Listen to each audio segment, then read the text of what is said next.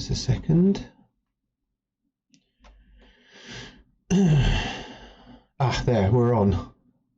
I didn't know if we were actually on then, but we are on now, which is fantastic. Good. So we're on week number 6, and last week I started us looking at African animals, and I shared a load of photographs of possibilities, although you could find your own images.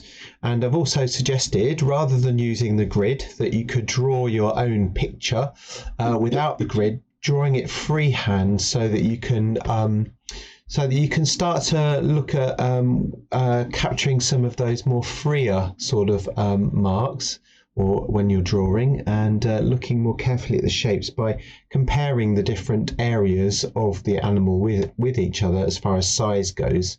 So using a comparative style of drawing. And then what we introduced last week as well was using an acrylic wash for the background of your piece, before then working back in with the colour pencils back over the top, and then maybe even, which is what I did, bring back some acrylics into the picture where you need to as well. So we'll have a quick look at that. But the other thing that I've shared with you is some artist work as well. So we looked at a few artists last week, but I've put loads more onto the drive for us to look at. A lot of kind of very colourful impressionist sorts of pieces by a variety of artists. But now what I'm planning to do is work more exclusively with the acrylic paints. First of all, drawing out the animal, of course, and then after that, I'm going to do something similar to what we did before with the using a single colour underneath the picture for the details of the animal, and then doing some washes, and then starting to work in with more detail using different colours of acrylic. But anyway, I'll take you over to the wall, because I've got quite a few pictures on there today that I wanted to share with you, some which we've been looking at previously. So we'll go over there now. Right, so loads of pictures, really exciting images. So we've got some of the photographs, so you can see various things like a gorilla, a hippo, some rhinos, a water buffalo. And I'm told that animal I wasn't sure about, I think that's a kudu or a kudu over there just underneath my logo. Got a zebra and a lion, of course, as well. So the picture that I've chosen to look at this week, and I've started to draw out already, is this lovely buffalo, water buffalo, I think it's called. Look at that. What an amazing and muscular looking animal this is. I think somebody told me that they're actually really friendly, but they certainly look to be quite powerful creatures that you would think twice about going over and petting on the nose. But they're fantastic. So I've started to draw this creature out, and I'm going to be looking at this artist's work, the elephant work you can see just below that. And this is by an artist that I came across when searching. You can get this picture on the drive as well if you want to, from this elephant. So let's just see if I've got the right one. Yes, I do. So this is a wonderful picture. It kind of reminds me of a stained glass window in a way, because of all the broken sorts of shapes. It almost becomes a pattern, like a decorative pattern in the background there. And then we've got these lovely greens, haven't we? And then we've got these yellowy greens, that is. And then we've got these blues on the ears, and the reds contrasting the greens again in the background on parts of the trunk and in the reflections. So a really beautiful and interesting way to work. It's like some of the lines have been drawn into the background, for example, or on the elephant, and then they've been painted into and around to build up this wonderful texture and pattern. So we've got the flowing curvy patterns in the green at the background, and then these very straight lines, horizontal lines going across the picture with bits of blue and green reflections and so forth. in there as well. So a couple of interesting patterns in the background, and then the elephant itself, of course, has its very own sort of curving patterns around the trunk and in the ears, the beautiful big ears of the elephant as well. So I'm going to take some inspiration from this and try and put something like that into our water buffalo picture that I've chosen this evening as well. So this is just a very few selection of images that I've chosen or put out today for you to have a look at. There's another one here by Dmitry, his name, Dmitry Serenko, who's equally has these a beautiful piece of work, much looser marks, I would say, but very interesting use of colour again. So like I've been talking all the time about how you can use a colour like blue to create this lovely impressionist style to the image and get the sense of light, not just through colour but also through very bright and dark contrasting painterly colour as well. So a really lovely painting to look at. So there's plenty to inspire you on the drive, and I suggest what I'm going to do is I'm going to start like we did with the pencils, start with a nice dark colour, a blue colour, and then I'm going to work back over with the alternative colours that I choose later on.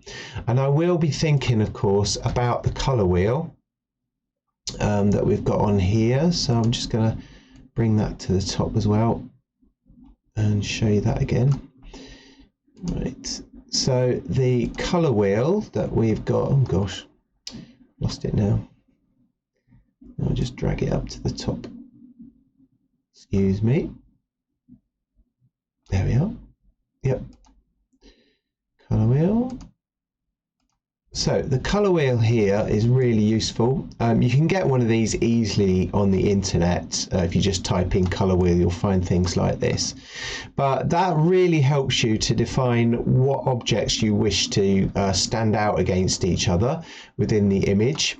So on here we've got on the elephant over here, we've got the blues against the kind of little bits of orange and the yellows in the background. So purples and blues against these lovely yellows and little tiny bits of the yellow ochre in the background, helping things stand out. And then the use of red in the trunk brings the trunk forward out of the picture against the greeny kind of backgrounds, because these colours are, as you can see on the colour wheel here, we've got green and red opposite each other, and then you've got orange and blues opposite each other, and yellows and purples opposite each other.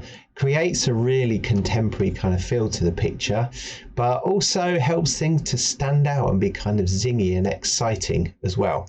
So it's worth having, if you've got a colour wheel that you can put out in front of you, it's worth having that in front of you so that you can work out what the artist has done, maybe apply it to your own work. Okay, so we'll go over to what I've got on my desk at the moment. Ta-da! Right, so you'll remember me doing this one last week, I think. Was it last week? It seems like a very long time ago now. But first of all, what I did, and it's all on the video if you want to watch it, but I did a wash of colour behind the basic kind of drawing that I'd done of my elephant. So I made sure I got all the shapes correct, all the scale and the sizes of everything correct. And one way, I was just talking about comparative drawing. Whilst you're drawing, it's great if you can like take a shape that you've already drawn and compare it with another part of the picture. So on the elephant, I've got the photo somewhere here. Yeah, here we go. Here's the elephant. So if you've drawn, say, this area of the head, you would compare that size-wise against other parts. So just the head is just on this on this photo. The head here is slightly wider than the ear, but then you would know, you see, how big to make your ear. Let's see if I got anywhere near right. Yes, pretty much spot on. I could have gone perhaps slightly bigger with that ear, but anyway, I'll show you my water buffalo that I've been drawing in a second. So the aim really last week was to put a wash of colour down, really watery, light watercolour, put the colour down over the surface. So I had a green here and just some blues. Then I started working into the elephant with a blue pencil, if you remember, and then I started to add purples in, and at that point decided to add some purple to the sky to link it all together. Down here I used the embossing tool so that you get these nice thin lines on the grass, and then I gradually started to introduce other colours, being inspired by another artist's work, and I might sort of be quite nice to crop it a little bit as well, I don't know, but that was the basic idea. So I'm using this principle to do the water buffalo, and here he is, big fella, and there's my drawing. And I'm going to, as I said earlier, I'm going to take inspiration from here, from this picture. First of all, I'm going to start with just painting the water buffalo and maybe some details in the background with a primary blue and perhaps a touch of this permanent rose colour, I think, at the moment. So I'm going to start painting the details as if I was shading it. So literally just using the blue and a bit of water to shade the buffalo. And then I'm going to start introducing some bits in the background and then I'll build in the other colours in a patchy sort of style like this. Maybe I'll take the colours directly from here and apply them to the buffalo there. So I've got there's some nice details in the background of this picture as well. Let's just pull that out. Oh, it's not letting me because I've locked it. No, there it is. Right. So here, look, you can see what a lovely face. And over here we've got all these kind of trees and not trees but twigs sticking out the ground, something off a tree I think from up there, and we've got these nice greens, and look in the background there's a bit of shadow in blue, and there's little bits of blue on his head I think anyway in the shadows, so it's quite a nice colour to start with, I think, a blue. So you can have a little bit of fun starting off with that. But today I expect that most of you will need to continue with what you were doing last week, but if not, go for it with this. Have a little crack at some of this. So when I put the blue on, painted it with the blues, I'm going to then do some washes of colour because our elephant has this lovely brown colour, yellowy brown colour behind it. I think actually it's more of a burnt sienna, and then the colours are applied over the top. But you'll see how I do that, and I'll certainly go through it again when I've had a crack at it, when I've had a go. Okay, so there we are, everybody. Is everybody happy with starting off today? Excellent. Okay, so no, Jamie, I'm not. No. Right, go on then. What's up? Well, I've got this. Carry on with the people. Carry on talking anyway, and I'll show you in a minute. I'll finish now, so you can tell me if you like. Well, I had that image from last week. The lion. Yeah. Yeah. Yeah. So the acrylics have dried up. Oh, what? All of them? On the picture. Right. Yeah.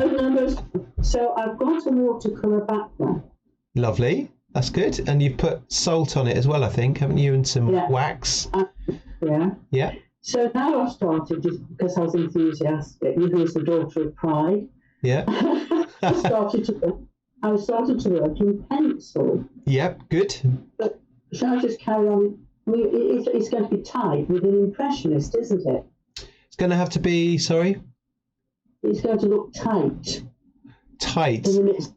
Yeah, it's an impressionist background. Yeah. So where the sort of looseness might come in is how you actually use the pencils. So if you look here quite closely, I kind of started towards the end of last lesson. I was getting a bit like, oh, I'm going to finish this. I'm going to get going and stuff. So I speeded up, and I ended up with much looser kind of mark making, and I used rather than shading, I used a lot of lines, hatching, so I ended up with this quite nice texture and line. So try you're working as well, you're working quite specifically on little areas.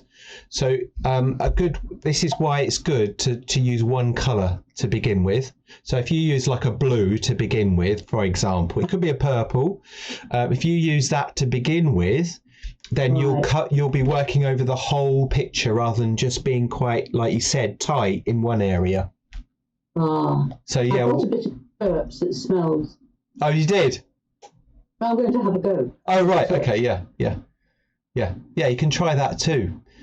Certainly. Yeah. So work over the whole thing.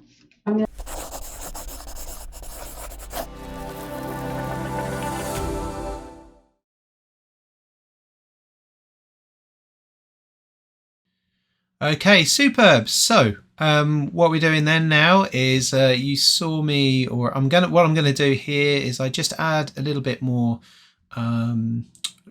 like an indication of where the tone and shadow is going to go on my water buffalo. Sorry, I've covered it up here. I was having a closer look at the face at this point, and often photographs are fantastic for doing that. So if you could use a picture from a mobile phone, which I've done before, and you can zoom right into your photos when you're working along like this as well. So I'm just adding some tone to kind of flesh out my water buffalo, give him a bit of form and things before then cracking on with a little bit of paint. And as I mentioned previously, I am going to use a single colour over the whole thing, and that is basically to be able to see the whole of the form of this beautiful creature. And then you can see me making a few corrections here as I go along as well. Excuse me.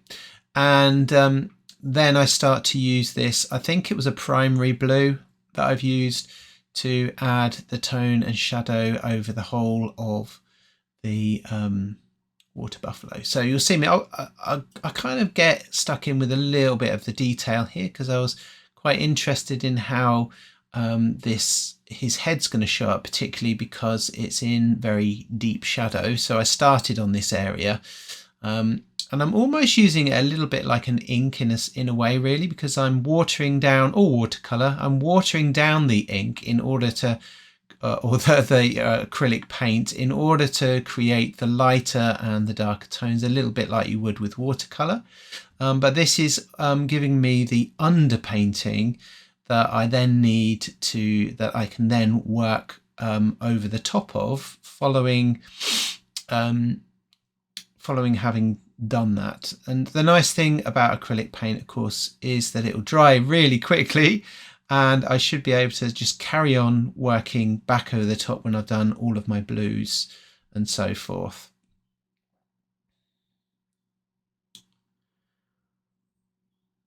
So obviously the light is coming in from the right hand side of this picture and casting a heavy shadow over the left hand side as we look at it of the head. If you want to, you could also use some white to put some highlights in if you go a little bit too heavily with your blues,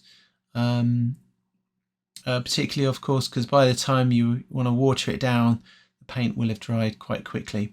So here on this painting I'm using the watercolour paper that I used before, which is a hot press watercolour paper, which means it's smooth as opposed to textured paper, which is my favourite sort of paper to work on, really. So this bit I was just showing people how you can create a black and white image from a photograph. So in this case, what I did was I photographed the picture from a photograph, but you could just use any image that you find on the internet. You could do a screenshot of it, or you could do you could save the file, look for it on your phone in files, and then you can edit the image as well. So I think in a few minutes you'll see me working a little bit closer with my mobile phone where I do this. So I'll talk through it. It'll go really quickly, but I'll talk through it. So a notan is like with lots of black and white, so that you can see the structure of your picture. So here I am. I hold it at first, so it's a bit of a problem, but first of all, I'll show you how you can crop. So really you're looking for the edit feature on your phone. Go to the edit feature, and then you can click on filters, and which is 3 circles, and you can basically turn your picture into a high contrast image, and then you can go and adjust the light and shadow. It's very easy to do, but what it means is you've got this black and white image which shows you the structure of the picture as far as the balance of black and white, just like we did earlier on in the project with a notan.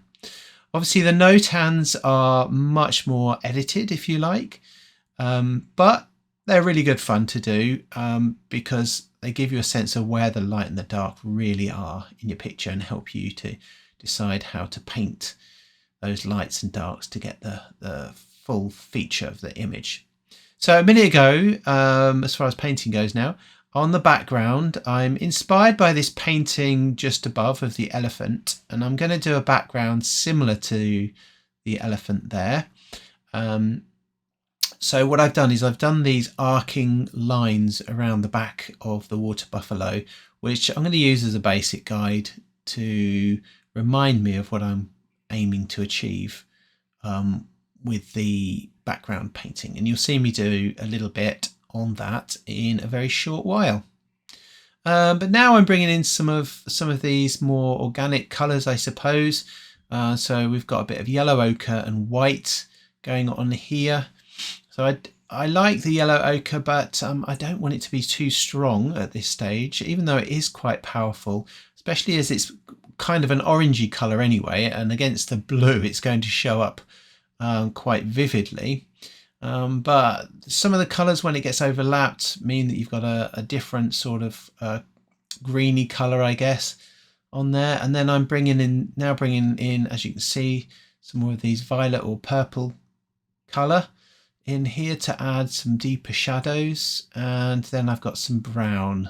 So I'm putting in some more natural colours as opposed to just using the blue on its own. So it's a case of layering the colours over the top. I'm not using the colours really heavily at this stage. I may do that later when we come back to this in the next lesson, but I'm just doing quite thin layers of paint and building up gradually the tone and shadow. I'm quite keen on thickening up some areas of the image later as well, but you can see how it's starting to take shape as far as form goes.